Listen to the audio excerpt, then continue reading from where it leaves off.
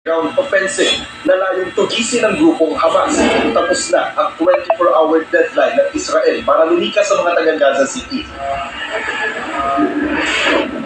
Puspusan man ang evacuation, para naman silang nakikipagpatintero sa mga bombang hindi malaman kung saan nagmula. Ang mga nakalikas patuloy na nagtitiis sa kawalan ng pagkain, tubig, krudo at kuryente.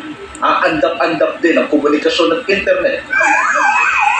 Lagpas 2,000 na ang nasawi sa Gaza. Sa mga napulbos na gusali, maraming nalibing, kasama ang mga bata at sanggol.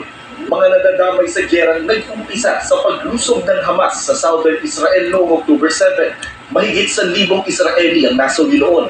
Nang suriin ng Israeli forensic team ang ilan sa mga bangkay, marami ang nakitaan ng senyalis ng torture, panggagahasa at iba pang pagpapahirap. Nauna nang itinanggi ng Hamas sa mga akusasyon ng pang-abuso. Ngayong nagpapalikas na ng mga Pilipino sa Gaza, kasama sa kanila ang kapatid ni Rashad na isang Palestinian at Filipino citizen na nasa Gaza. Huli na raw itong nakausap sa telepono kagabi. They are telling me you cannot feel what we are feeling now. We are under pressure. We don't know how they will live. Was na bahay nila sa Gaza. Kaya lumikas ang kapatid niya at mag-ina nito papuntang Rafah, malapit na sa border ng Egypt. Kinupkup sila sa bahay ng isang Palestinian kasama ang 5 pang pamilyang Pinoy. 20 tao sila roon, 8 ay mga bata. They are now suffering from no food, no water, and they are a big group. They really are scared and they don't know if they will survive another minute or no, not another day.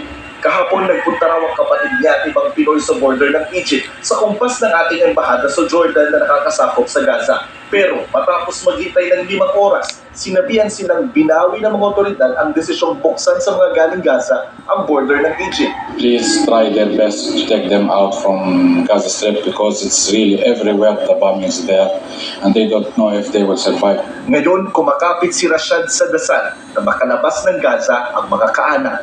Para sa GMA Integrated News, Jonathan Andal, nakatutok 24 oras.